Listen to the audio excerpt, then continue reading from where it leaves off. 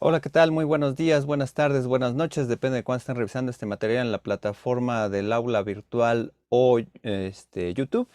Esta es la quinta sesión del curso de Teorías de la Significación, semestre 2022-2, para Sistema de Universidad Abierta de la Facultad de Ciencias Políticas y Sociales de la UNAM y alumnos de Ciencias de la Comunicación.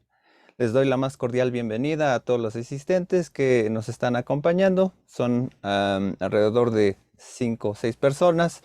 Y pues bueno, les comento que bueno, esta sesión está siendo videograbada como todas las anteriores y pues por aquello de eh, pues querer no ceder su imagen, pues pueden apagar su cámara, pero esto no resta la obligación de participar. Pues bien, vamos de lleno al tema que estábamos revisando anteriormente. Estábamos viendo lo que eran las escuelas, las dos tradiciones de semiótica. Hoy vamos a darle oportunidad a desarrollar un poquito más la parte de la parte pragmática. Y pues bueno, en esta ocasión pues vamos a ir vislumbrando lo que sería el tema de Peirce y Morris. Entonces, por lo tanto, pues bueno, tengo una serie de diapositivas que voy a ir presentando en este momento. Y pues bueno, bueno, veo que todavía están conectándose algunos compañeros. Y pues bueno, voy a compartir la presentación. Y bueno, pues el tema de las categorías es uno de los principales detonantes para la escuela, bueno, para el estudio de Charles Sanders Peirce dentro de lo que es la perspectiva semiótica, ¿no?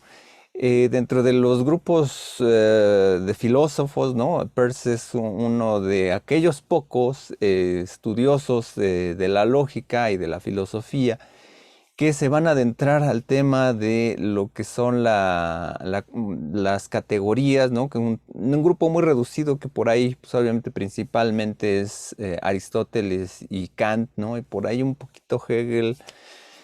Pero en general, pues bueno, la condición de hablar de categorías es hablar un poco de cómo se construye la realidad, de cómo se constituye la perspectiva que dibujamos de la realidad, ¿no? Con el pensamiento.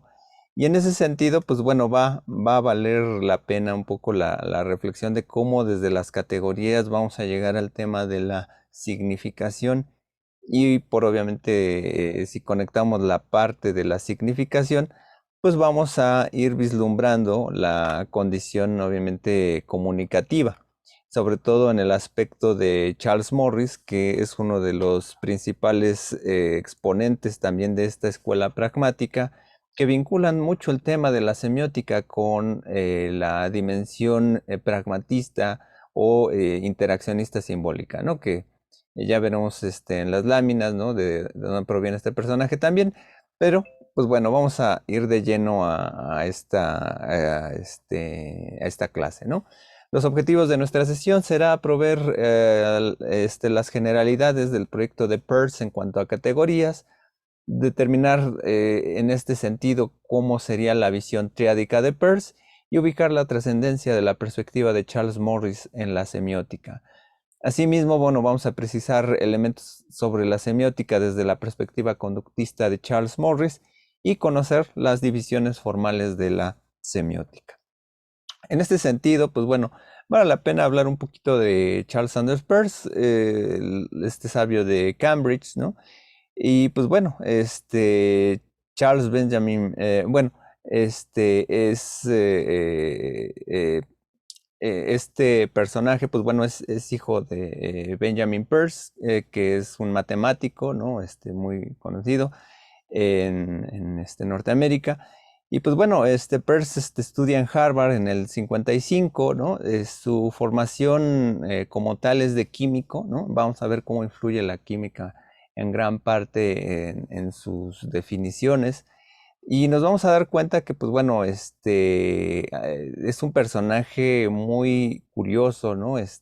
Quizá en este sentido, define muchos campos, ¿no? En sus intereses, pero sobre todo pues va a dominar la parte de lógica. Eh, por ahí va a trabajar en la United Coast and Geodetic Survey, ¿no? Y en el 65, ¿no? Va a escribir, va a publicar el texto de una nueva lista de categorías, que es un tema precisamente que vamos a ir comentando el día de hoy. Posteriormente, en el 78, pues bueno, hace investigaciones fotométricas, ¿no? Parece que hace saltos, ¿no? Dentro de las áreas, pero bueno, de alguna manera, em, parece importante este sentido, ¿no? La parte de interés, ¿no? General sobre la ciencia, sobre todo, ¿no? Del 79 al 84 da clases en la Johns Hopkins, ¿no? Y en el 83, pues bueno, publica unos estudios en lógica. En el 87 se encontrará en Pensilvania, ¿no? Y cabe destacar, bueno, de repente hay pocos artículos muy destacados, ¿no? O sobre todo de gran amplitud, ¿no? Dentro de los que publica en vida, ¿no? Muchos posteriores serían publicados dentro de las obras, ¿no? Completas que por ahí andan, ¿no? Creo que las publica a Fondo de Cultura Económica, ¿no? Pero como tal, pues bueno, que esos son los collected papers, ¿no? Que los collected papers retoman también todas sus publicaciones en vida. Pero por ahí en el 1908 publica lo que sería un argumento olvidado acerca de la existencia de Dios. Y pues bueno, fallece en Milford, ¿no? Pues bueno, ya en el siglo XX. Y pues bueno, es el fundador, ¿no? De la escuela pragmática. De ahí, pues bueno, va a estar muy interesado William James, James Dewey. Y pues bueno, en general luego toda esta transformación que va a dar pie, bueno, a la escuela, bueno, a las diferentes escuelas teóricas filosóficas, incluso sociológicas, ¿no? En Estados Unidos, como el interaccionismo simbólico, e incluso hay partes del funcionalismo que recogen, ¿no? Gran parte de estas enseñanzas. Pero en general, pues bueno, es un autor bastante prolífico. Y pues bueno, vamos a comenzar con algunas reflexiones básicas, ¿no? Muchas veces cuando eh, queremos acercarnos a la parte de la significación, a la parte semiótica como tal, pues un gran problema de esto es que de algún modo a veces no tenemos muchas bases teóricas de la lógica, ¿no? A veces no llevamos en el bachillerato una materia lógica obligadamente, ¿no? Pero, pues bueno, hay definiciones muy básicas, ¿no? Que la lógica a veces se considera una ciencia formal porque aterriza estos elementos en términos formales, porque simboliza elementos, ¿no? Empíricos, ¿no? A través de elementos simbólicos. O sea, en esta parte, pues se parece mucho a la matemática, ¿no? La matemática desde el conocimiento factual se formaliza en elementos simbólicos, sígnicos, y pues bueno, ahí tiene una parte interesante, ¿no? También hay una definición que se vincula mucho con el conocimiento, es la parte que se enfoca en la representación del conocimiento, y en ese sentido, pues bueno, se dimensiona, ¿no? Esta relación entre sujeto y objeto, ¿no? Y lo que vincula al sujeto y al objeto es la representación, ¿no? Ahí volvemos a esta parte de elementos también formales, ¿no? En términos de, pues, establecer una especie de lenguaje, ¿no? También es una ciencia que estudia criterios de verdad, o sea, criterios en donde puedan ser no elementos de la realidad, ¿no? Sino que están conectados precisamente con una relación de términos y en ese sentido provocan un sentido alrededor de los elementos que se conectan simbólicamente y nos dan un sentido en general, ¿no? También es una ciencia que a veces se le determina como el estudio de la razón, etcétera, ¿no? Este, eh, Hay que hacer la diferencia, ¿no? Entre lo que es la lógica matemática y la lógica proposicional, ¿no? La lógica matemática muchas veces va a estar aterrizada con elementos particularmente simbólicos en donde más o menos se caracterizan lo que llamamos silogismos, etcétera, a través de una serie de fórmulas que ya están establecidas para ir derivando resultados, ¿no? En el razonamiento, ¿no? Se transforman los elementos proposicionales, ¿no? En elementos matemáticos, ¿no? Y vamos derivando elementos como tales, ¿no? Entonces también es interesante ir vislumbrando toda esta dimensión que se conecta con... Hay libros especializados en la parte de la lógica matemática y pues bueno, ahí vienen algunas sentencias, ¿no? El Tollendo Tollens, Ponendo Ponens, etcétera. Y pues bueno, tiene una serie de elementos simbólicos con los cuales se aterriza, ¿no? Este tipo de elementos. Existe también la lógica proposicional, ¿no? Que es la parte más tradicional, ¿no? Donde se generan proposiciones, se conectan elementos entre unos y otros, ¿no? Y se sacan conclusiones, ¿no? Quizá la primera está más especificada, ¿no? En derivar algunos, algún sentido, ¿no? Que por ejemplo puede ser ejemplificado, ¿no? Con particularidades más simbólicas, ¿no? Hay muchos ejemplos, ¿no? Como el que está en pantalla, ¿no? Con derivar, ¿no? Los elementos de resultado simbólico y que hay que derivar los resultados. Hay incluso procedimientos matemáticos, ¿no? Que a veces se utiliza teoría de conjuntos, etcétera, para poder llegar a un resultado determinado, ¿no? Entonces, pues bueno, hay que ver esa diferencia, ¿no? Muy particular, ¿no? Perdón, Este, profe, ¿cuál es la lógica proporcional? Ahí como que me confundo. la lógica proposicional es toda aquella que, pues bueno, va a requerir de elementos silogísticos, ¿no? O sea, va a utilizar más propiamente como nuestro lenguaje común, ¿no? Y con él podemos ir derivando, ¿no? Y la lógica matemática, pues a veces se apoya más en términos de símbolos, ¿no? Que a veces se transforma la lógica proposicional, a veces se puede llegar a términos más formales, ¿no? Pero la diferencia es que la lógica proposicional, pues llega a conclusiones que pueden ser a veces más asequibles en nuestro lenguaje habitual, ¿no? Este, mm, bueno, en ese sentido, pues bueno, es más bien como una perspectiva en donde eh, de cómo organizamos los elementos a los cuales pues queremos derivar, ¿no? O sea, tenemos una serie de elementos, ¿no? De información, ¿no? Y esa información lo que hacemos como en la matemática pues siempre es simplificar, ¿no? O sea, simplificar elementos, ¿no? Em, Ok, bueno, gracias. ok. Bueno, veo que se están conectando algunos compañeros, ¿no? Por eso estoy aquí entre el switcher y, pues bueno, también comentando la clase, pero los que van llegando, por favor, anótense en la barra de chat. También veo que algunos de ustedes, pues, se encuentran en la facultad. Sé que ahí luego la conexión no es muy buena. Y, pues bueno.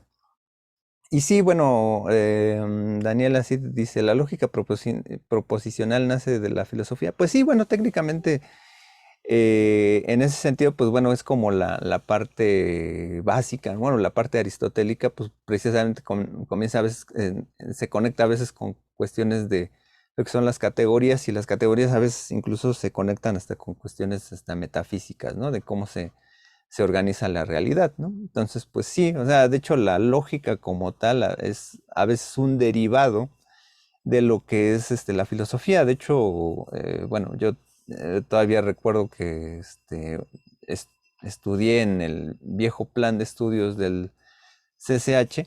Y en el CCH, pues bueno, las materias de filosofía en el último año pues las agrupaban si tú tomabas lógica, si tú tomabas filosofía como tal o la materia de estética, ¿no? Bueno, más bien, no, hago la corrección, más bien había un grupo de materias de matemáticas, ¿no? Que era cálculo diferencial, la otra era estadística y ponían lógica, ¿no? Pero si tú más bien tenías como un perfil más filosófico, como que la que buscabas era como que la parte lógica, ¿no? y ya había otro tipo de materias, ¿no? Que por ejemplo, si eran las filosóficas, ¿no? Que era la parte de ética, la parte de estética y la parte de filosofía, y ahí así es la conexión. Más bien en el nuevo plan, creo que de estudios, creo que ya la parte de lógica ya la movieron como que a filosofía, ¿no? Que es de donde ahí pues, se ubica más propiamente, ¿no? Pero, o sea, hay una parte donde antes de generar, por ejemplo, relaciones matemáticas, tenemos que definir las categorías, incluso en la estadística. Antes de hacer cálculos estadísticos, tenemos el gran problema de generar operaciones estadísticas, es primero antes definir categorías, ¿no? En este sentido, ¿no? Que es un poco la parte fundamental que vamos a ver el día de hoy, ¿no? Y vemos que, bueno, la parte de la lógica, pues bueno, va a trabajar con silogismos, ¿no? Y pues bueno, aquí llegamos a determinar que un silogismo es la suma de dos premisas, o también llamadas prótesis, o postulados y una conclusión. O sea, dos postulados y una conclusión, ¿no? Aristóteles los plantea esto en los primeros analíticos, ¿no? Ustedes pueden comprar, creo que la edición de sepan cuántos, ¿no? Em, de Aristóteles, que son los tratados del Organón. Y ahí podremos ver, como tal, bueno, entre esos libros, ¿no? La parte de lo que son los primeros analíticos, ¿no? Entonces, en ese sentido, aquí se plantea toda esta cuestión de lo que son los silogismos, etcétera.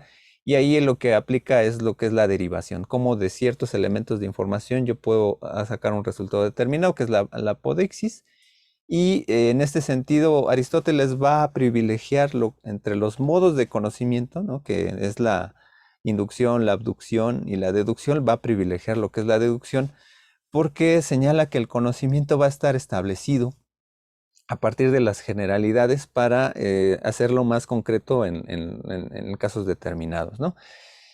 Obviamente ustedes conocen estas definiciones muy simplonas, ¿no? Que vemos en secundaria, en la primaria, ¿no? De la deducción y la inducción.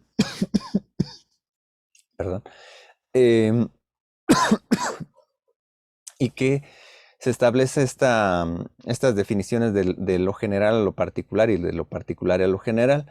Vamos a darnos cuenta que cuando nos adentramos en la lógica no es tan sencillo como eso, pero pues bueno, es un arranque, ¿no? Con lo que a veces tenemos con la especie de elementos categóricos, porque pues hay un proceso histórico, mental, ¿no? Del ser humano en donde pues para eh, encontrar las generalidades tuvo que haber experimentado por ensayo error empírico, compartido ese conocimiento con otros y haber determinado que hay particularidades que se repiten, ¿no? O sea, por ejemplo, decir que todos los hombres son mortales, ¿no?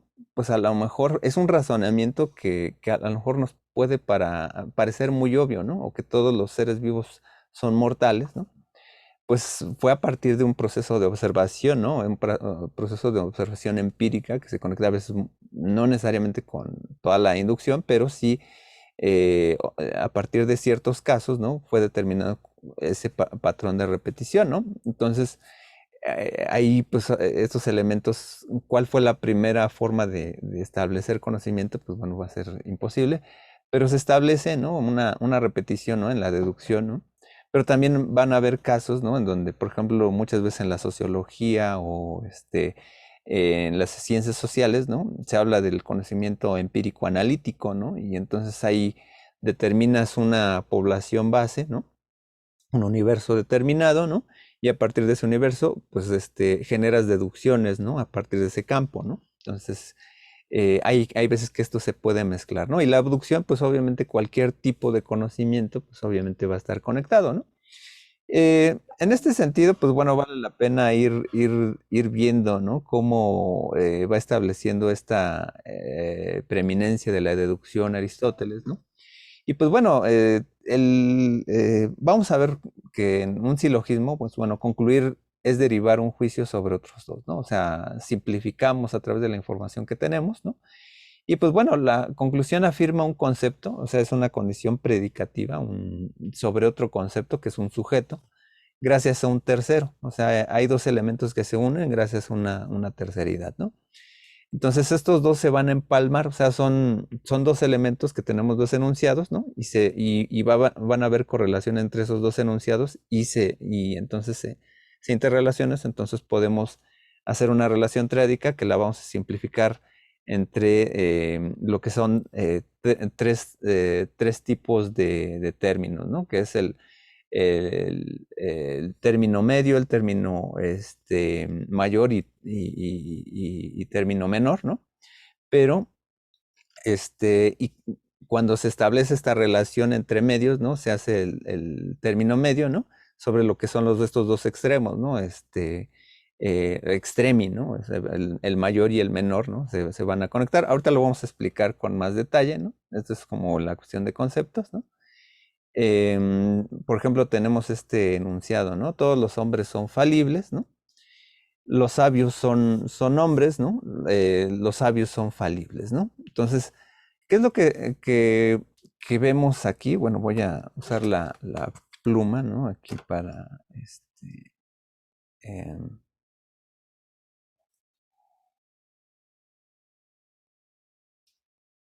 ok, está aquí la pluma, ¿no? Y entonces tenemos, este, aquí tenemos tres términos, ¿no? Que es falibles. Ay, perdón, está muy sensible la pluma, perdón. Ahora sí. Tenemos hombres falibles, ¿no? Sabios, hombres, ¿no? Sabios falibles, ¿no? Entre la uno y la 2, ¿no? Lo que se, lo que se establece aquí es una conexión, lo que se repite son hombres, ¿no? O sea, el concepto de hombre es el término medio, ¿no? Entonces, los otros dos, los que quedan o los que no se repiten, ¿no? Son falibles y sabios, ¿no? Entonces son los extremos, ¿no? Eso es lo que va a conectar ambas premisas, ¿no? Entonces, en ese sentido, lo que nosotros vamos a poder señalar aquí, ¿no? O sea, que el término medio es fundamental para llegar a una conclusión. Em, Ahorita, bueno, vamos a dejar ahorita por una pausa por esto, ¿no? Hay que em, hacer aquí alguna aclaración sobre lo que es la inducción, ¿no? Que la inducción, como bien les había dicho, ¿no? A partir de la observación, ¿no? De la realidad, a veces podemos hacer relaciones, ¿no?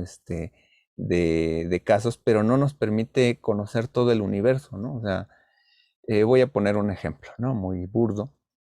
Un ejemplo inductivo es, por ejemplo, em, decir, por ejemplo, o generalidades a partir de una experiencia muy vaga, ¿no? Por ejemplo, decir que, bueno, pensando, ¿no? Todos los políticos son iguales, ¿no? O sea, eso es como un establecimiento de igualdad, ¿no? Pero son oraciones que decimos retóricamente, ¿no? Muy común, ¿no? Decimos, bueno, el político A tiene ciertas características y el político B tiene ciertas características, pero tu universo a lo mejor solamente es conocido estos, ¿no?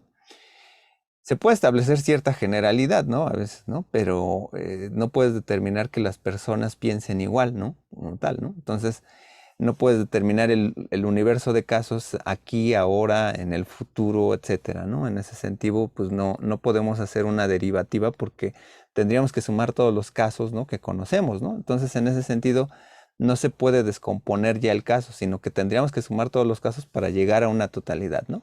Y eso generaría una relación dialéctica. La suma de casos, pues establecería como una relación. Entonces, si decimos este X es Y y este Y es Z, todos los X son Z, ¿no? Entonces, ¿qué es lo que pasa aquí, no? Que cada elemento que sumamos, ¿no? Pues bueno, nos va a expandir el universo, pero no me va a decir la totalidad de un conocimiento, o sea, va a ser un conocimiento muy limitado, ¿no? Es como cuando dices, ¿no? Todos los hombres son iguales, todas las mujeres son iguales, cuando pues a lo mejor nada más has tenido y bueno, ¿y en qué sentido lo dices, no? O sea, los hombres en una relación, o en una relación amorosa son iguales, etcétera. tu universo a lo mejor se determina a lo mejor a partir de dos personas, ¿no? Y entonces no puedes decir una totalidad, ¿no?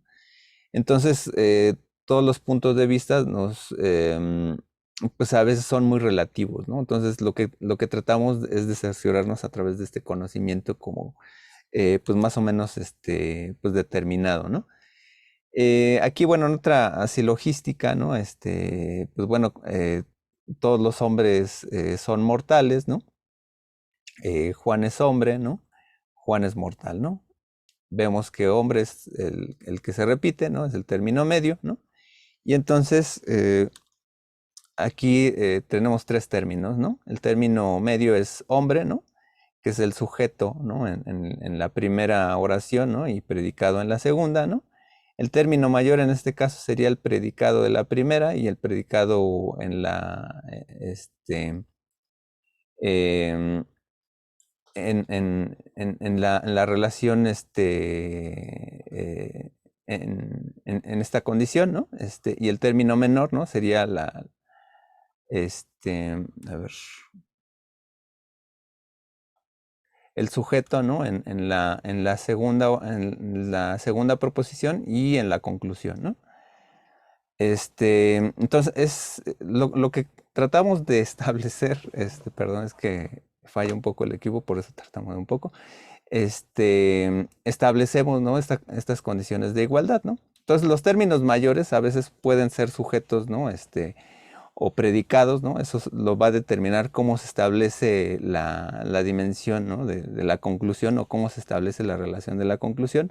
Y al final es donde tenemos que redondear todos los elementos, ¿no? Aquí tenemos, ¿no? Con colorcitos, ¿no? Premisa mayor, ¿no? Que sería esta relación, todos los hombres son mortales. La premisa menor, que sería el caso, ¿no? Juan es un hombre, ¿no? Y el término mayor, ¿no? Que sería el predicado, ¿no? Como tal, ¿no? Y bueno, el medio es el de los hombres, ¿no? Y el menor es lo que sería el sujeto, ¿no? Entonces ahí se establece esta relación terminológica, ¿no? ¿Cómo obtenemos los términos a través de un diagrama de Venn, ¿no? O sea, tenemos un universo tal, ¿no? De todos los mortales, ¿no? Dentro de todos esos grupos de mortales, pues hay hombres, ¿no? Y dentro de todos esos conjuntos de mortales está Juan, ¿no? O sea, es un individuo, ¿no? Entonces, pues lo que hacemos es rápidamente la conexión de las cualidades del universo sobre la condición particular de Juan. Entonces, en este caso, hombre, pues se puede eliminar, ¿no? En ese sentido tiene esta condición, ¿no? Bueno, veo que todavía están llegando y conectándose algunos compañeros. Bueno, entiendo que bueno, tienen esta condición luego complicada, ¿no? De estarse conectando ahorita en la facultad, ¿no? Bueno, a ver un momentito. Y pues bueno, aquí en términos, ¿no? ¿Cómo ejemplificamos, ¿no? El término menor aquí sería Juan, el término medio sería hombre, ¿no? Y el término mayor, ¿no? Sería mortal, ¿no?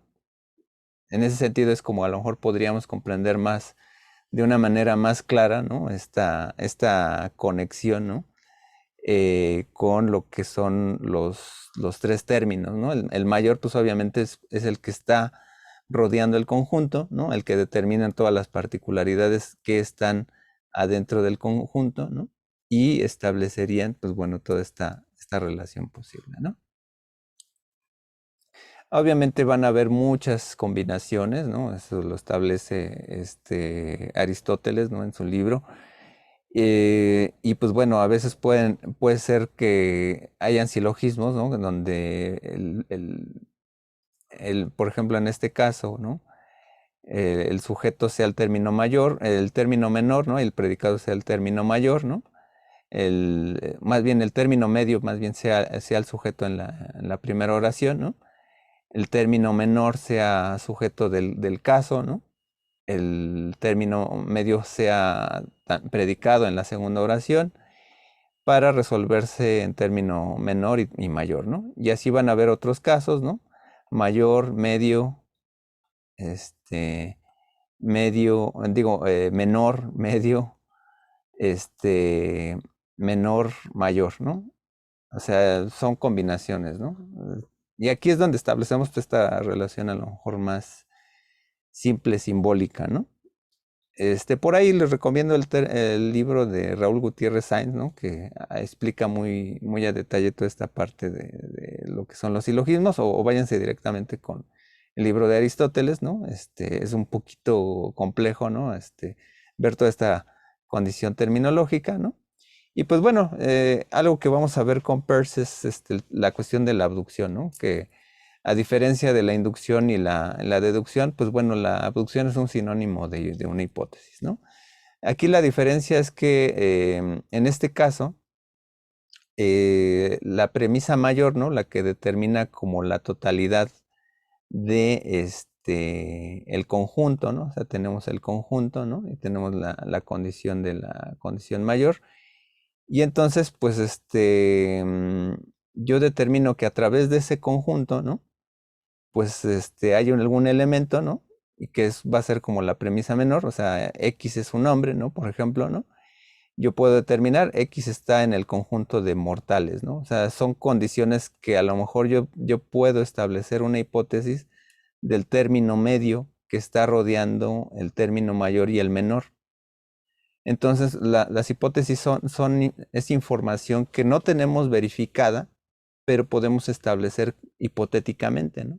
O sea, es el camino como de la mente al papel, ¿no? Y lo que se establece como la deducción y la inducción es el camino precisamente del papel a la demostración, ¿no? O sea, son dos tipos de conocimiento distintos, ¿no? Vamos a ver que esto, pues a veces se puede encontrar más en lo cotidiano. Hay veces que generamos hipótesis sin tener muy fiablemente, ¿no? los elementos, ¿no? Dentro de nuestro conocer, ¿no? Pero no tenemos certeza sobre ellos, pero podemos generar elementos probables, ¿no? Porque dependemos de una condición, de una premisa, ¿no? Generamos un raciocinio a partir de condiciones a priori o juicios sintéticos, ¿no? Sin tener a veces fehacientemente la prueba o la demostración, ¿no? Mm, Incluso ahí tengo aquí unos ejemplos incluso periodísticos, ¿no? O sea,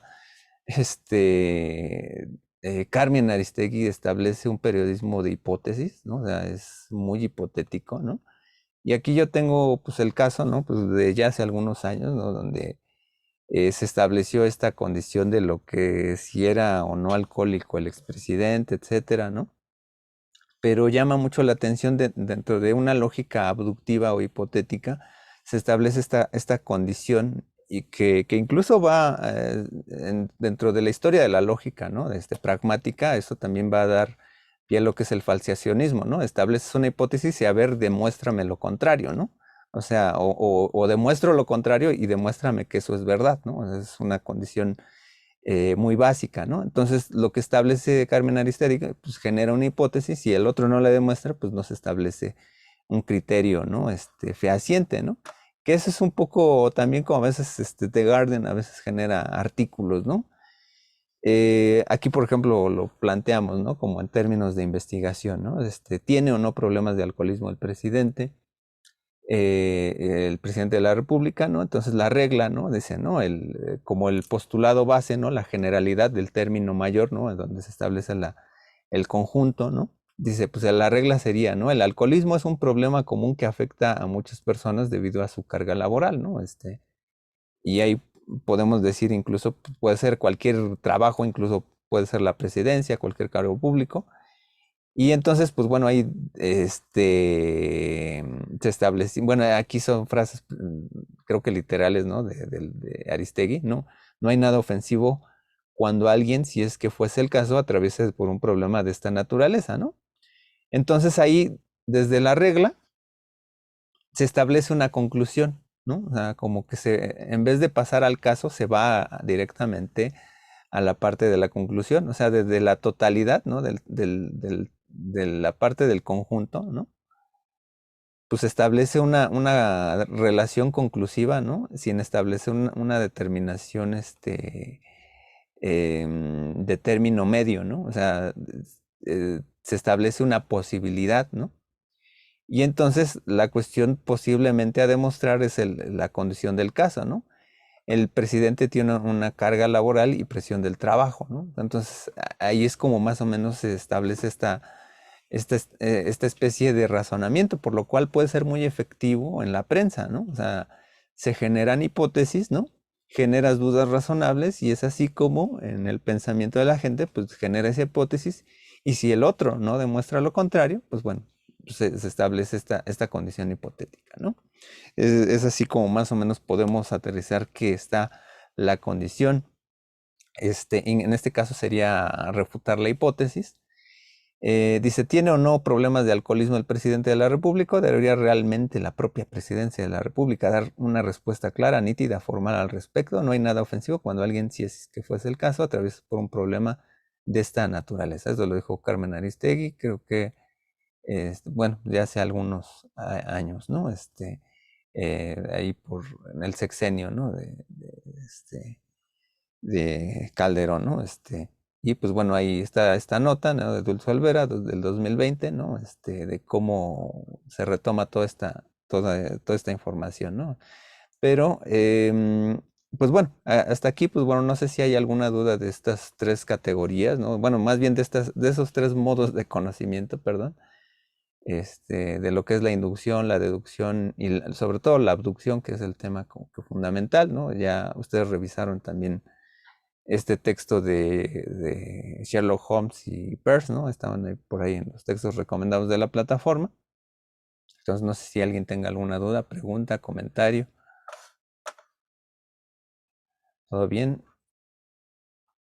Ok, pues bueno, pasamos a la siguiente parte, que ahora sí son la parte de las categorías. Y pues bueno, ese es un tema, pues, que tiene que ver más con una reflexión filosófica, ¿no? Sobre todo de cómo la realidad es afectada o cómo la percibimos o cómo la dimensionamos o cómo la categorizamos, ¿no? Por ejemplo, hay una clásica dimensión que nosotros siempre tratamos de clasificar las cosas. O sea, nosotros clasificamos el conocimiento a través de categorías o clases. Por ejemplo, dices, pues bueno, te regalan un cachorro o un gato, etcétera, ¿no? Y tú de curioso dices, bueno, este tipo de animal, bueno, pues al menos dices, es un perro, ¿no? Pero ese perro a lo mejor puede tener una raza, ¿no? Puede ser un perro pequinés, un perro salchicha, etcétera. Son clases donde puedes clasificar, ¿no?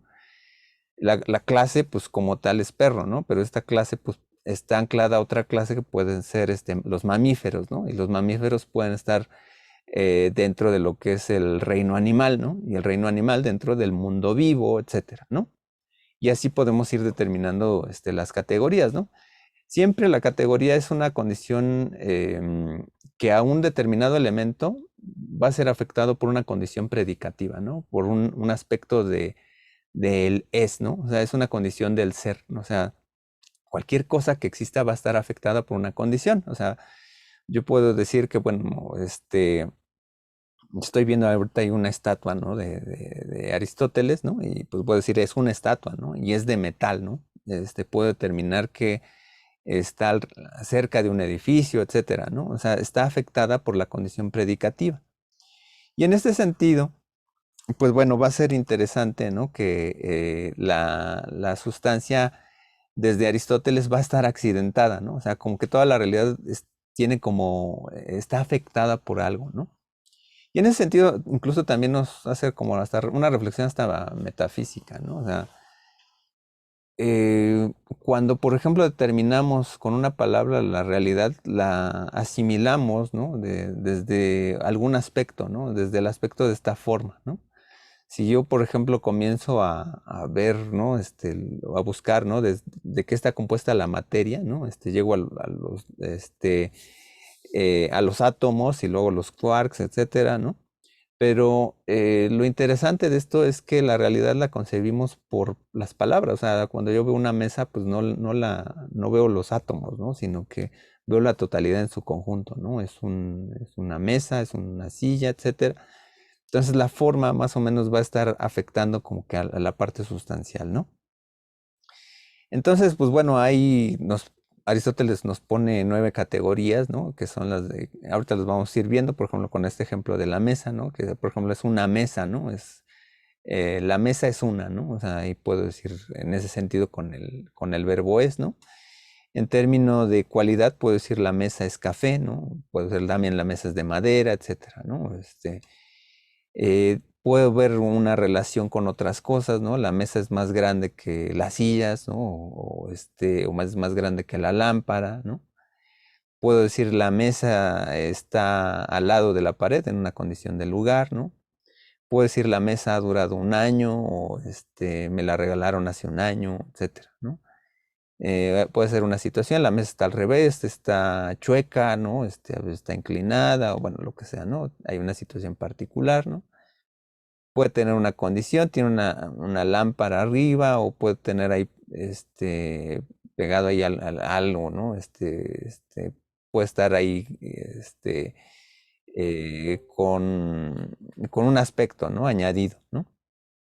Una acción, bueno, pues a lo mejor para no redondear, ¿no? La mesa, pues es producto de la naturaleza o podemos decir la mesa usa la pareja usa la mesa, ¿no? O sea, puede estar en una condición, acción ahí, por una condición ahí pasiva, pero pues bueno, una mesa, pues bueno, a lo mejor no podemos decir la mesa se mueva a menos que sea una animación, ¿no?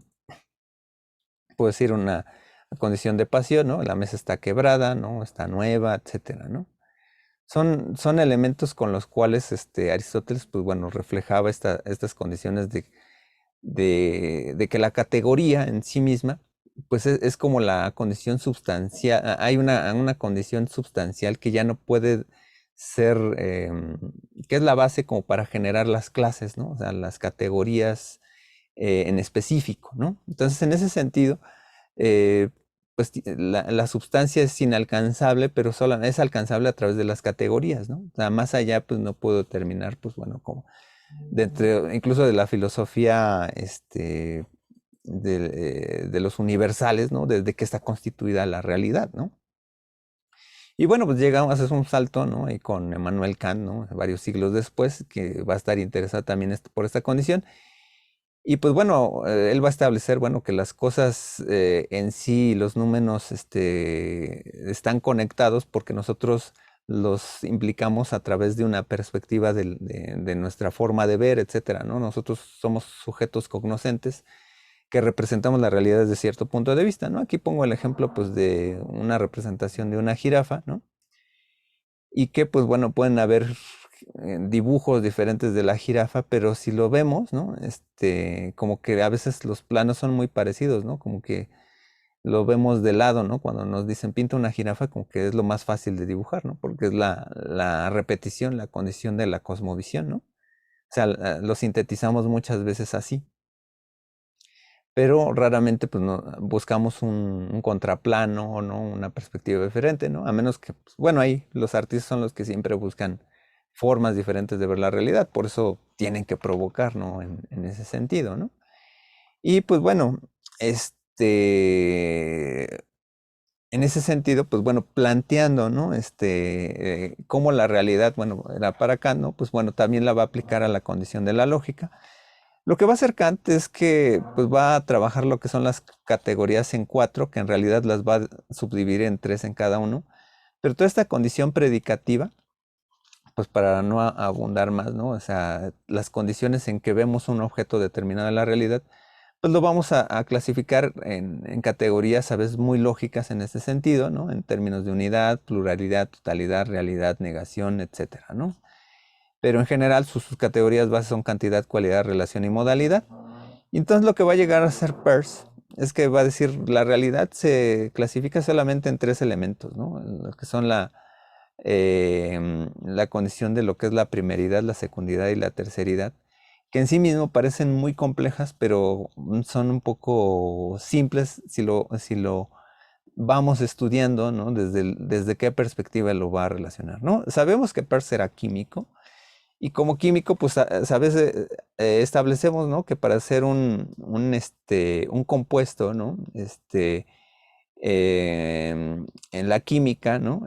Trabajamos con valencias, ¿no? Y las valencias, pues bueno, van a establecer las relaciones con los cuales cada elemento, de acuerdo al grupo donde esté, pues va a tener cierta valencia y eso va a determinar con cuántos elementos se va a juntar uno con otro, ¿no? Cuando, por ejemplo, tenemos aquí se me ocurre, ¿no? Bueno, voy a pintar aquí eh, un elemento, ¿no? De hidrógeno, ¿no? Que tiene una valencia de 1, ¿no? Y entonces,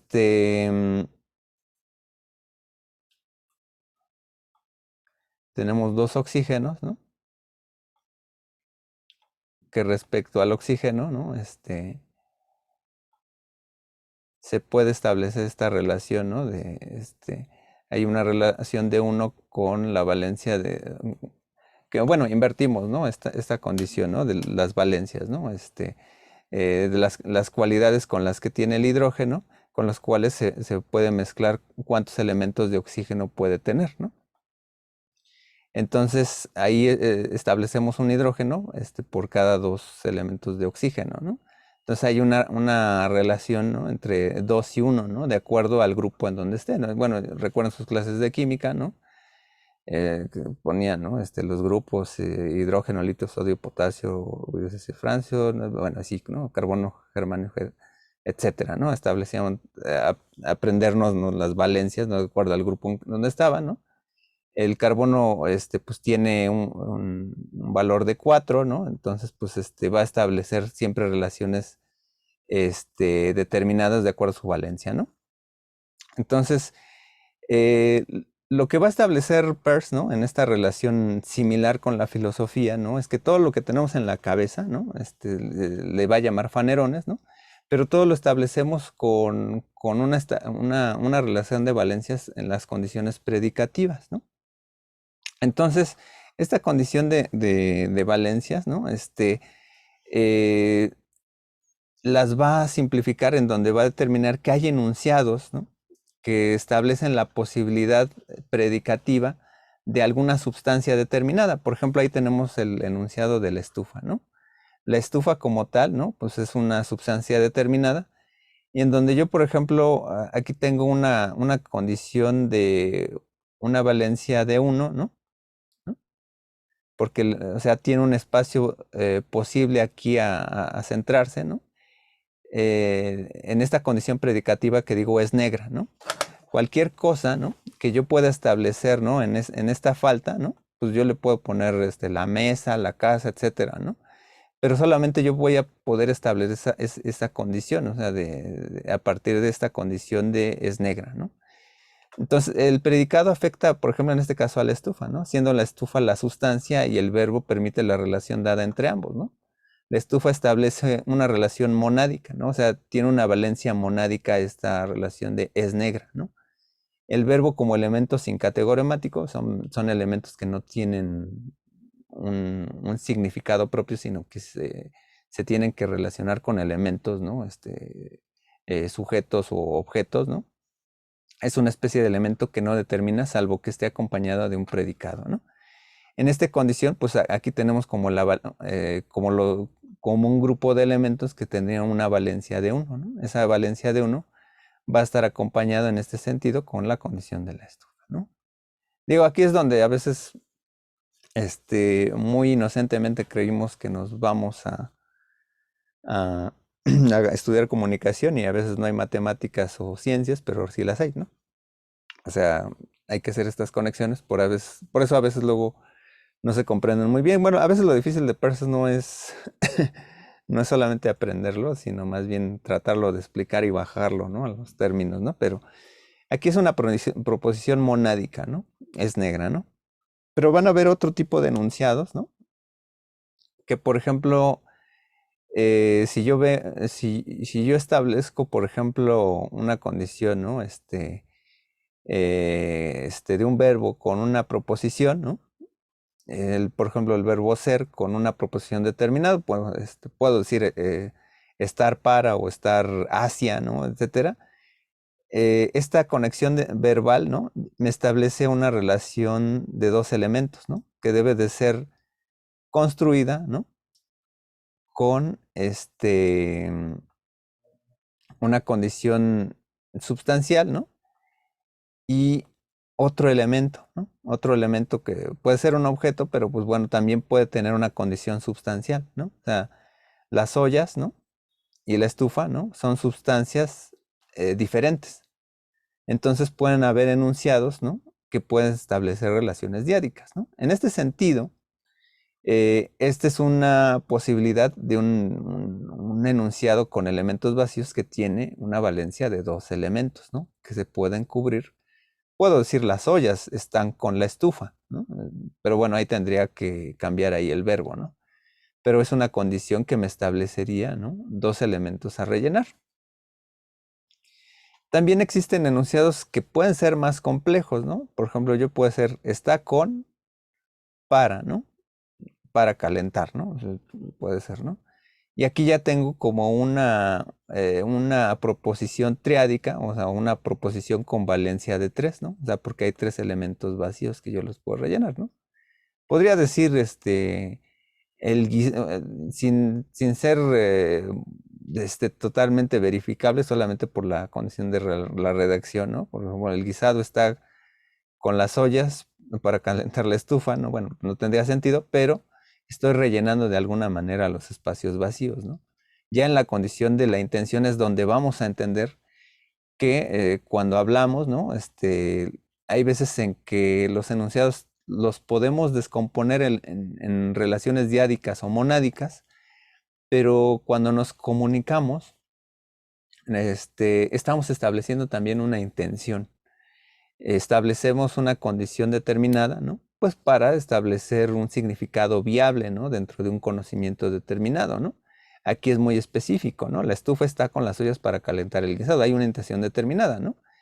Podemos descomponer esta oración, ¿no? Porque, bueno, eh, puedo decir, ¿no? Eh, la, l- la estufa está con las ollas y puedo decir las ollas están para calentar el guisado, ¿no? O sea, serían dos oraciones diádicas, ¿no? Pero si recordamos ahora sí todo el rollo ahorita que les di al inicio de la proposición silogística, podemos acortar los términos con aquellos términos medios que se repiten, ¿no? Entonces podemos simplificar la oración en una oración triádica, ¿no? Pueden haber enunciados con valencias de 4, de 5, etcétera, pero va a decir Peirce, por lo regular un enunciado clave casi idealmente siempre va a tener una proposición triádica, ¿no? En términos de un silogismo para dar a conocer algo, ¿no? O sea, como que se sintetiza toda esta dimensión como conclusiva. Entonces, aquí es lo que establece, sobre todo Peirce, en que no es la condición predicativa la que va a afectar a la substancia, sino la condición viable, ¿no? Dentro de cómo se relacionan las sustancias con otras, ¿no? O cómo se afectan estos elementos, ¿no? Entonces, pues bueno, de algún modo, eh, se van a establecer, ¿no? En ese sentido, ¿no? Por ejemplo, ¿no? Los tres modos de relación, ¿no? Una relación que es primaria, ¿no? Que implica sobre todo las cualidades, ¿no? De un elemento, de una condición sustancial, ¿no? O sea, una cualidad que eh, puede ser, ¿no? Una posibilidad de cualquier cosa que vemos, ¿no? O sea, si yo veo, por ejemplo, el cielo, ¿no? Puedo decir, pues, inmediatamente me llega lo azulado del cielo, ¿no? Afecta al cielo, ¿no? Inmediatamente con ello, ¿no?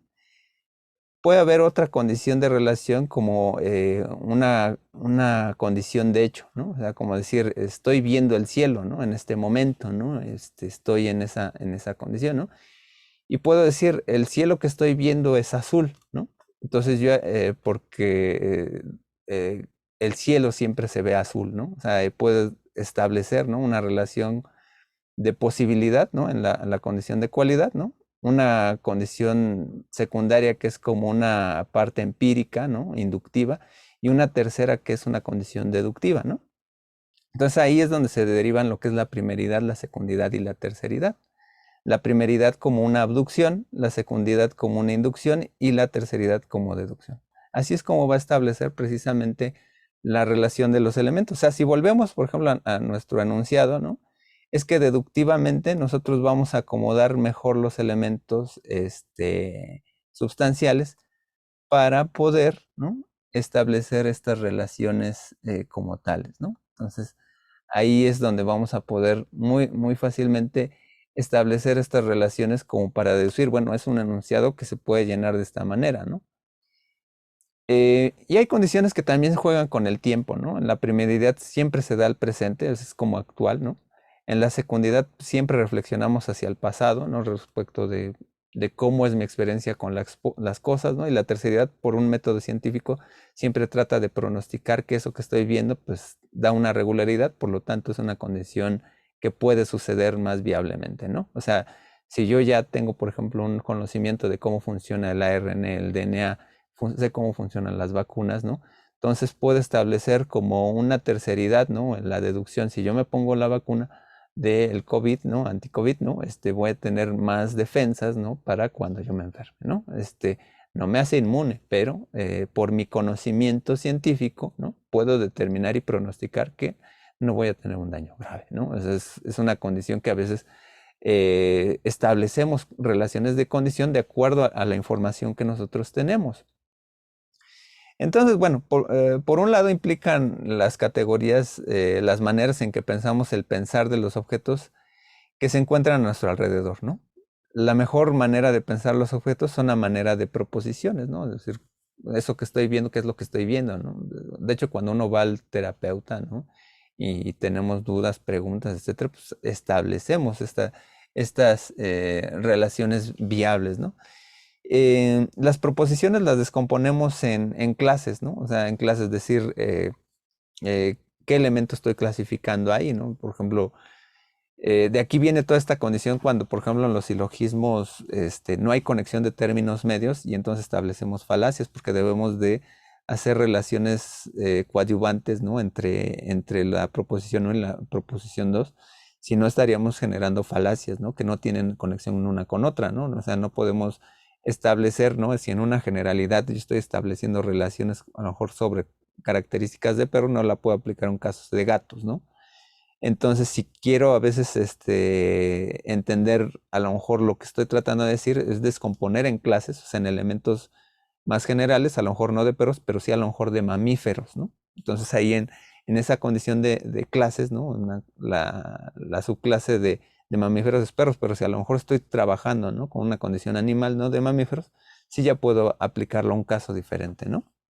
Eso es importante sobre todo en la manera en que razonamos. Digo, esto o sea, a veces se conjuga mucho con la parte de cuando establecemos una investigación, ¿no?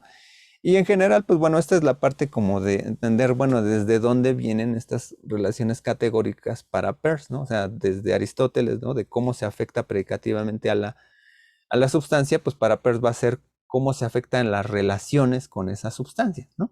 Entonces, es a través de estos modos de conocimiento.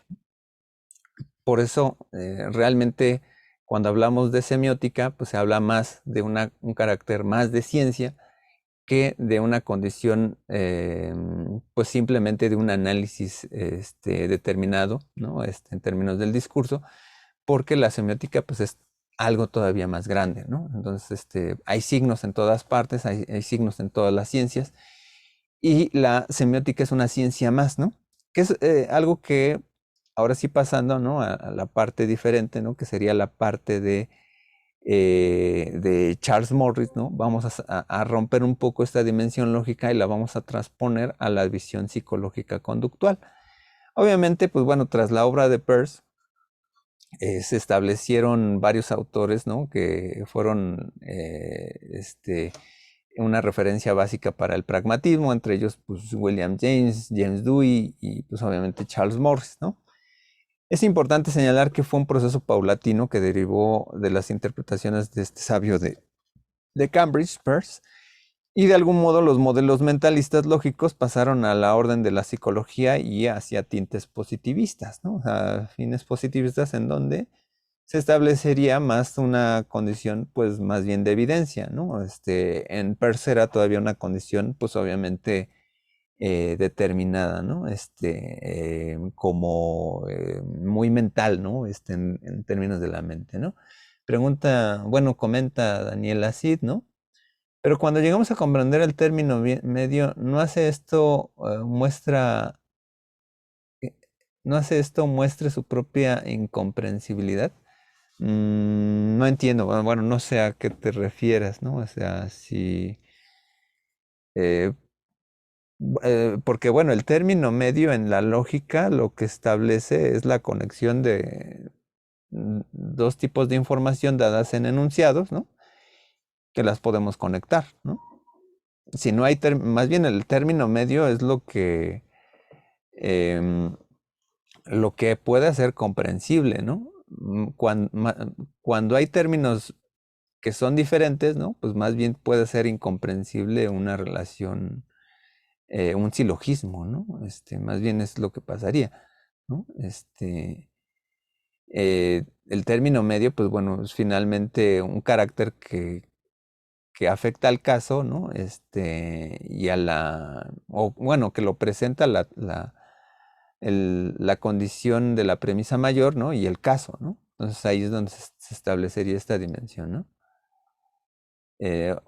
Bueno, no sé, bueno, es lo que entiendo, ¿no? Por lo que mencionas de tu pregunta, ¿no? Pero bueno, bueno, pueden levantar la mano, ¿eh? Si quieren participar, ¿no? También, ¿no? No es una clase magistral, ¿eh?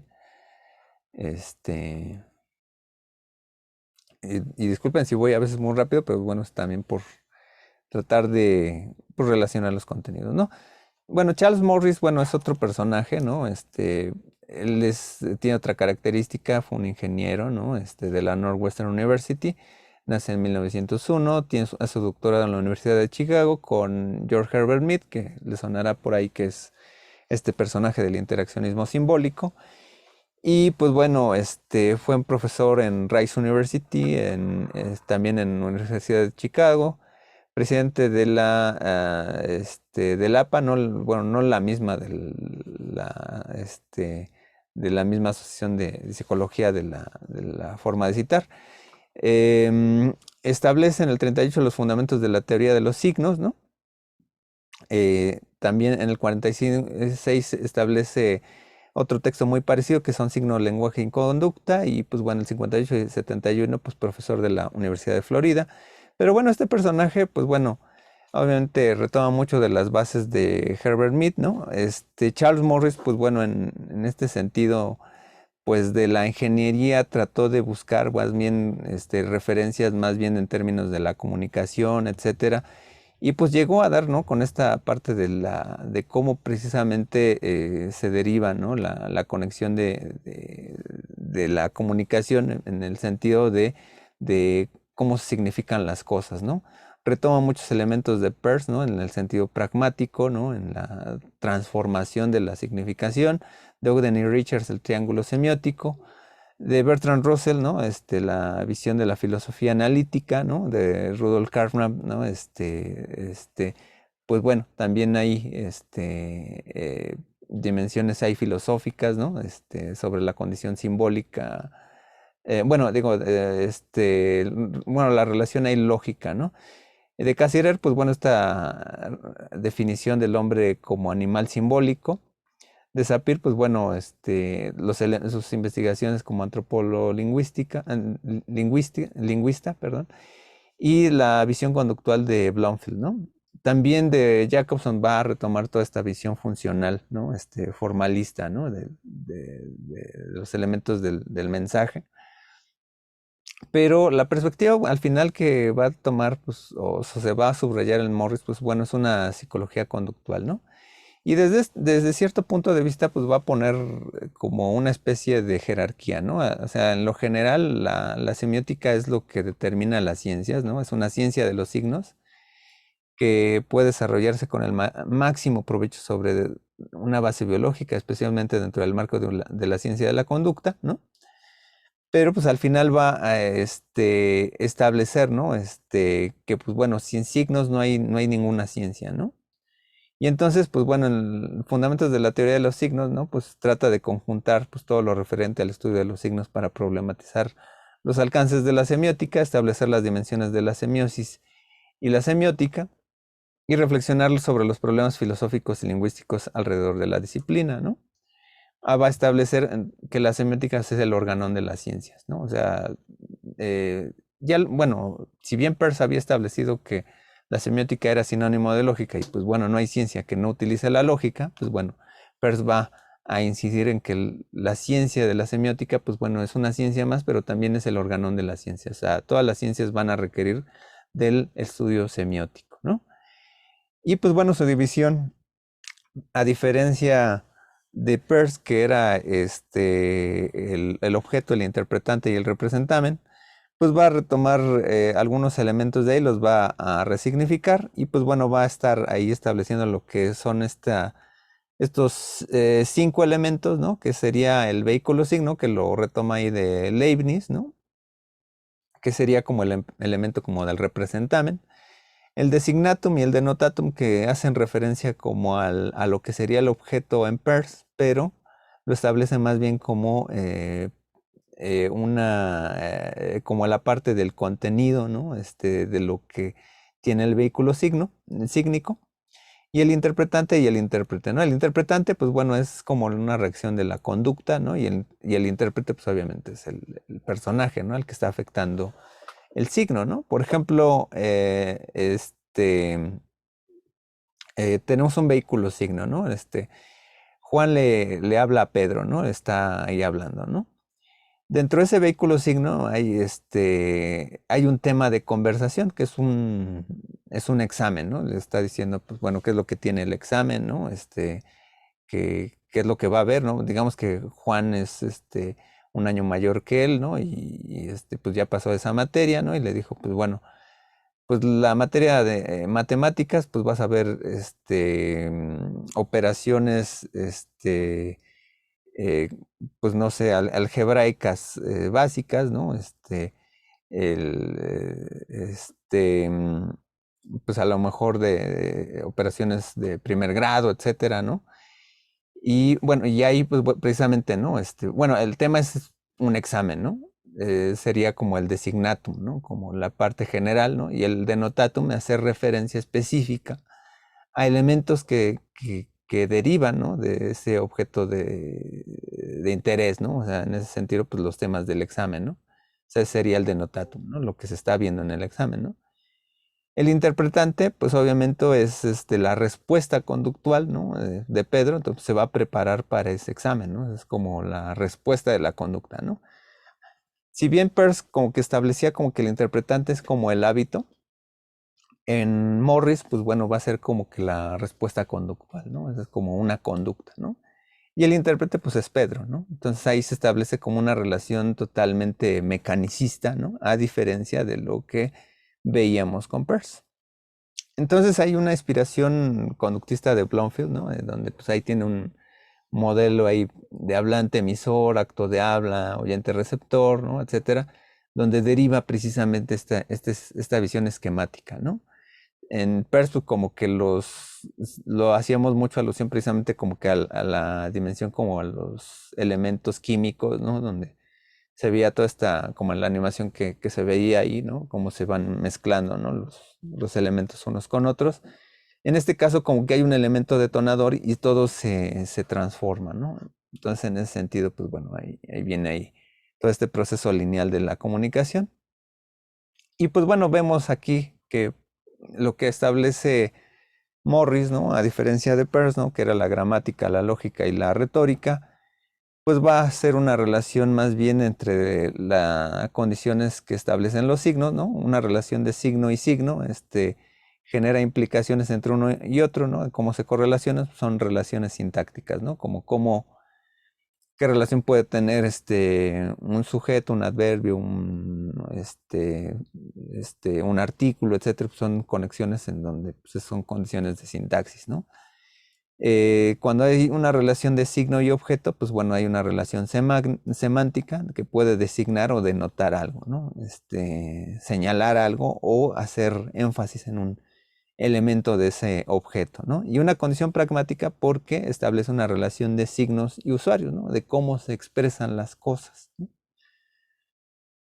Aquí, pues bueno, se va a establecer, ¿no? Los alcances y la semiótica, ¿no? La semiótica es el lenguaje, pues, para hablar de los signos, ¿no? Se va a establecer un sistema deductivo, ¿no? En esta vía, ¿no?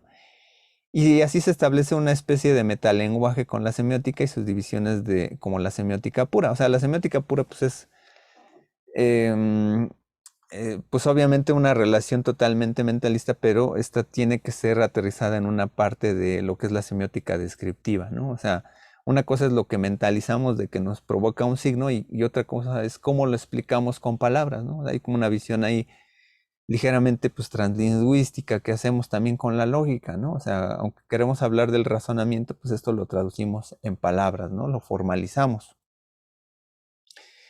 Y entonces, pues bueno, el lenguaje, bueno, es otra de las categorías que va a usar Morris, ¿no? En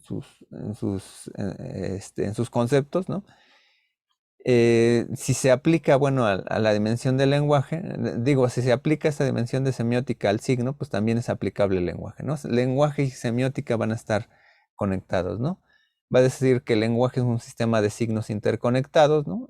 Ahí se parece mucho a Saussure, ¿no? El sistema de signos, ¿no? Como la parte, ¿no? De la lengua, ¿no? Pero bueno, sistema de signos interconectados tiene una estructura sintáctica de tal clase que de entre sus combinaciones permisibles de signos y algunas pueden funcionar como afirmaciones y como vehículos signos de tal tipo que pueden ser comunes a una serie de intérpretes. Está conectando como que la condición de que hay un elemento detonador, hay un mensaje y hay un receptor. En realidad, pues está haciendo alusión a un fenómeno comunicativo, ¿no? Y entonces, va a decir que el lenguaje pues, es una conjunción entre una subdimensión del lenguaje sintáctico, lenguaje semántico y lenguaje pragmático, ¿no? Entonces, se pueden estructurar lenguajes especiales a partir de lenguajes universales, ¿no? O sea, en términos de esta condición donde, pues, a veces lo que podríamos establecer, por ejemplo, como los derivaciones, ¿no? Por ejemplo, de códigos de programación, ¿no? Por ejemplo, derivan, ¿no? De un lenguaje con lo cual nosotros lo intervenimos verbalmente, ¿no? Hay veces que se establece cuando los programadores, ¿no? Pues recogen elementos de la sintaxis verbal que utilizamos, ¿no?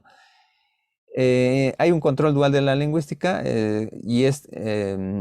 o el control dual de la lingüística es que la estructura del lenguaje controla hechos objetivos, o sea, como las palabras, ¿no? Como condiciones analizables, ¿no? Y la conducta, ¿no? O sea, lo que nos afecta respecto de esa parte lingüística. O sea, nos referimos a cosas, ¿no?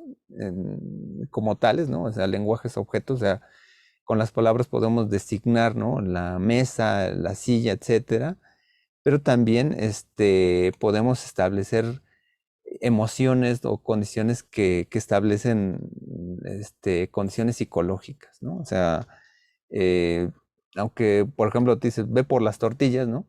Pues eso puede afectar, puede ser un estímulo positivo, ¿no? Si a lo mejor ibas a las maquinitas, ¿no? O un estímulo negativo si tú estabas haciendo otra cosa, estabas jugando, ¿no? Y pues a lo mejor tienes que hacer el quehacer, ¿no? Eso pueden haber. Bueno, hay otros elementos, ¿no? Como la parte de la sintaxis, ¿no? Y las reglas sintaxis, ¿no? Donde se establecen las reglas de formación y combinación, ¿no? Y las reglas de transformación, ¿no? De cómo se derivan oraciones hacia otras, ¿no? O sea, establecemos, ¿no? El conocimiento de la lógica con las cuales establecemos una relación sintáctica, como veíamos en algún momento la parte del paradigma, y establecemos esta posibilidad, ¿no? De derivar pues, condiciones de oraciones, ¿no? Y pues bueno, aquí se establece esta dimensión de una semántica pura y una semántica descriptiva. Y aquí, por ejemplo, el mejor ejemplo es el diccionario, ¿no? Un diccionario nos puede dar un significado, pero el diccionario nos da otra palabra, ¿no? Nos da una serie de palabras que establecen significados determinados, ¿no? Pero al fin y al cabo, para que funcione un diccionario debe haber una persona que lo interprete.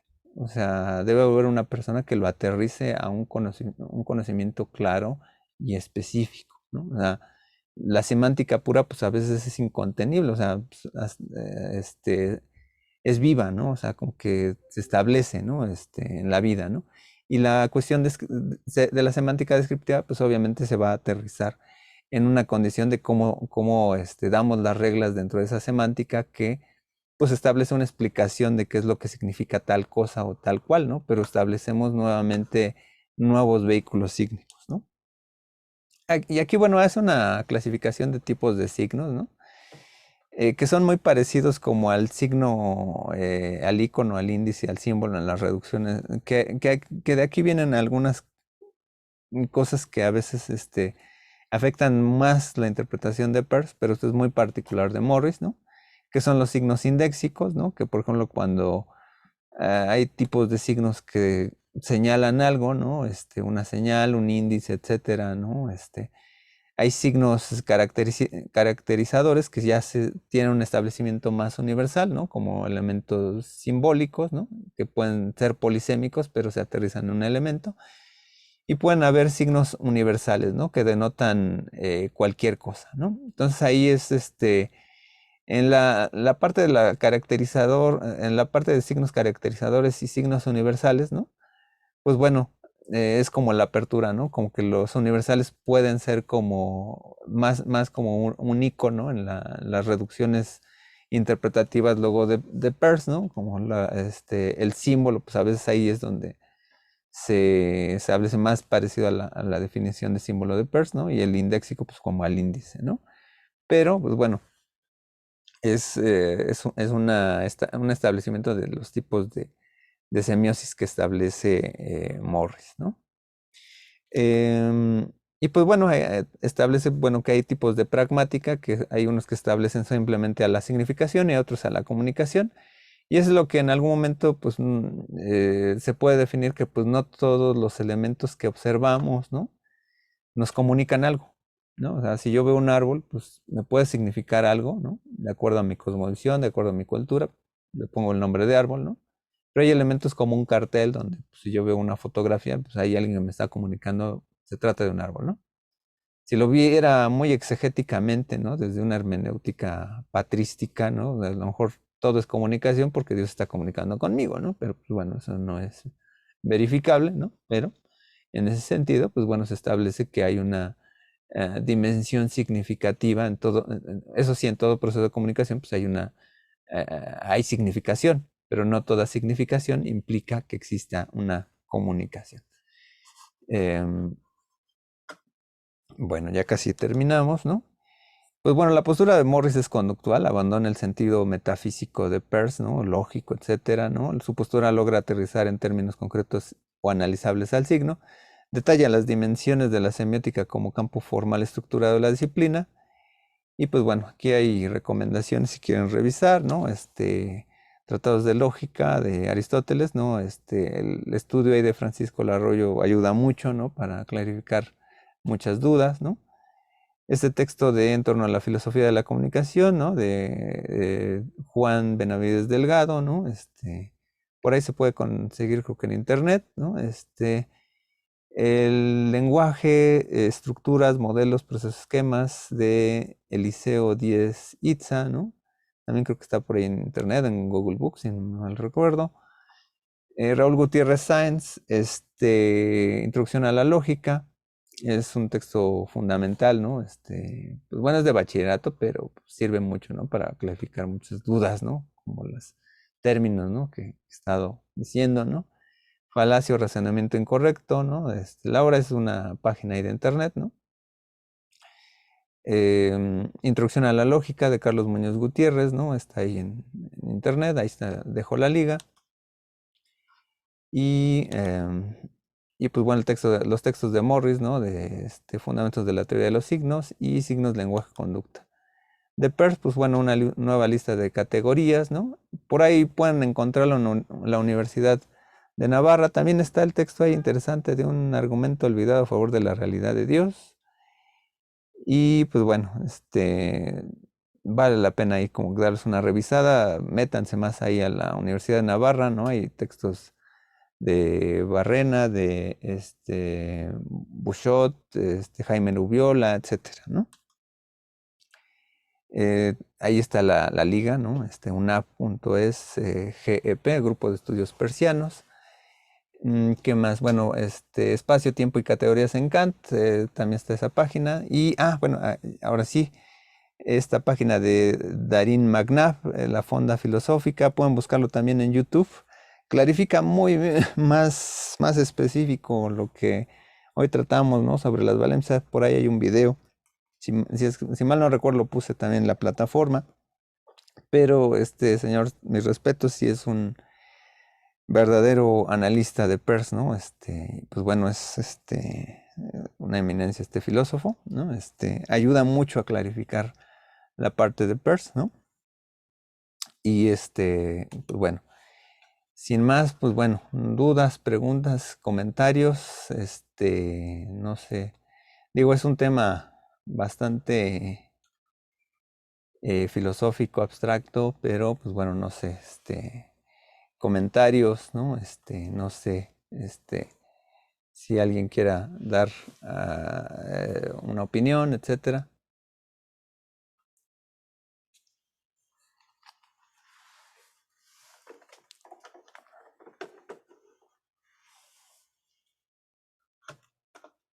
Adelante, Jesús. Buenas tardes. Bueno, a mí en lo personal me costó mucho trabajo entender lo de la abducción Ujú. y bueno, no sé si habrá algún texto o alguna otra forma de entenderlo más claro. Bueno, por ejemplo, en la lectura venía sobre Sherlock Holmes y sobre algunos escritos de Edgar Allan Poe. Ujú. Y bueno, entonces no sé si a través de esos mismos textos se puede entender mejor lo que es la adopción o cómo. Sí, bueno, o sea, el texto de Sherlock Holmes es una forma muy rica de entender precisamente. La abducción es una hipótesis, ¿no? O sea, el sinónimo de abducción es hipótesis, ¿no? O sea, la diferencia como tal, pues es establecer, pues bueno, cuál es el criterio del silogismo. O sea, más bien que de un postulado universal, ¿no?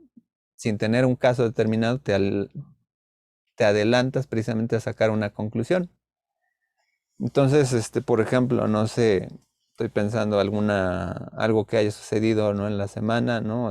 No sé, el cachetadón de Will Smith, ¿no? Por ejemplo, dices, generaron muchas hipótesis, ¿no? O sea, generaron hipótesis precisamente de, sin llegar a tener la evidencia, etcétera, generaron, pues todo fue actuado. O, pues bueno, en algunos casos, pues bueno, estaba muy sensible, etcétera. Pero no tenemos la información, ¿no? O sea, establecemos ahí conclusiones, ¿no? Y derivamos posibles casos, ¿no? Entonces, otro texto que ustedes ya tenían, revisaron la sesión pasada, ¿no? Es el texto de Vital, ¿no?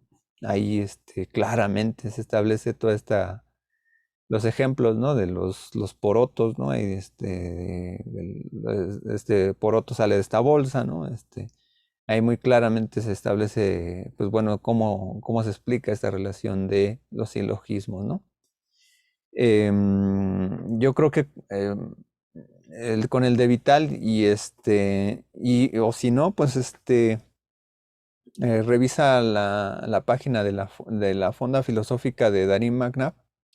Si muchos de ustedes que luego pues trabajan, ¿no? Y a veces sí, bueno, si bien la lectura debe ser un hábito, ¿no? Pero pues a veces no lo pueden hacer, pues vean ese video, ¿no? Al menos, ¿no? De la página ahí de YouTube de Darín Magnaf explica muy bien también lo que es la abducción. Pero, y como textos como tal, pues es que tienen que irse directamente a Aristóteles, ¿no? La Epagogé, ¿no? El Tratados del Organón.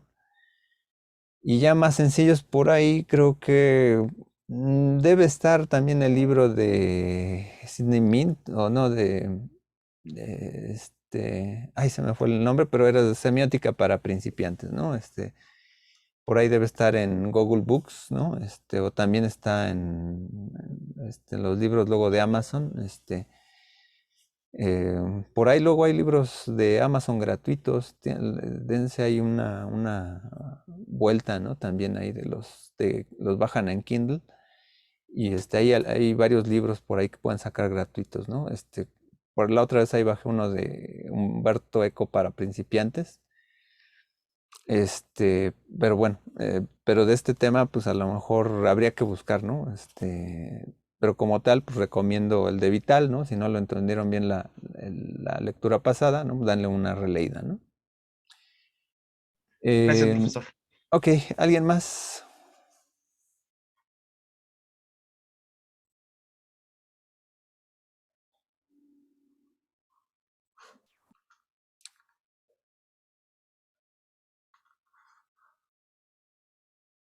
¿Nadie más?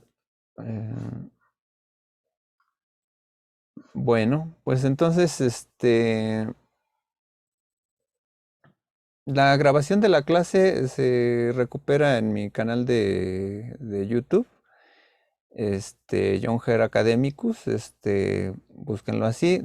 De hecho, en los videos que están ya por ahí cargados en la plataforma de las primeras clases, pues váyanse al canal directamente y ahí van a estar apareciendo, ¿no? Esta grabación yo creo que a más tardar, antes de que termine el día, pues ya la subiré, ¿no?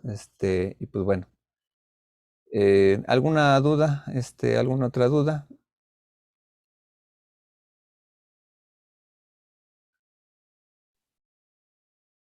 Ok, gracias Marta. Bueno, con los ejemplos que di, bueno, pues pudieron combinarlo mejor. Gracias. ¿Alguien más? Bueno, pues entonces, hasta aquí le dejamos. También lo dejo porque, pues bueno, veo que muchos tienen la conexión intermitente para que ya, espero que tampoco estén gastando sus datos. Y pues bueno, al menos ya cumplimos, pues bueno, con la parte del tema. Veo que tampoco ya hay más dudas. Y pues bueno, pues lean para la siguiente sesión. La siguiente sesión vamos a revisar un tema amplio que es la parte de James Lev, la parte de Roland Barthes, ¿no? Va muy sintética, pero vamos a ver estos autores, ¿no? Vamos a ir dentro de la otra escuela, la escuela estructuralista, ¿no? Entonces nos estamos viendo, muchas gracias, hasta luego y pues nos estamos escuchando la siguiente sesión. Ahorita no tengo la fecha exacta, pero pues bueno, ya está ahí el calendario. Entonces, muchas gracias, hasta luego y pues bueno, nos estamos escuchando. Hasta luego, profesor. Buena tarde. Gracias, profesor. Hasta luego. Gracias, profe. Hasta luego. Hasta luego.